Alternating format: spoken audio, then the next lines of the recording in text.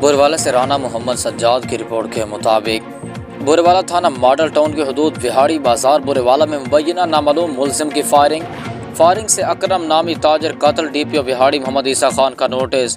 विहाड़ी बाजार बोरवाला में नामालूम मुलजिम की फायरिंग, अकरम नामी ताजर कत्ल। वकूए की इत्तला पर SP इन्वेस्टिगेशन फारूक अहमद अनवर और DSP Burewala Mohammad Zafar Dogar SHO Model Town Burewala मौके पर पहुंचे।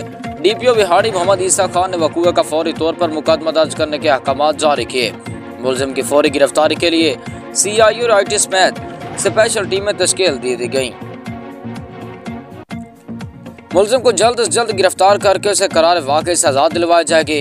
मकतूल के लवाहिकीन को इंसाफ की फराहमी तरजीही बुनियादों पर यकीनी बनाई जाएगी। DPO विहाड़ी मोहम्मद ईसा खान।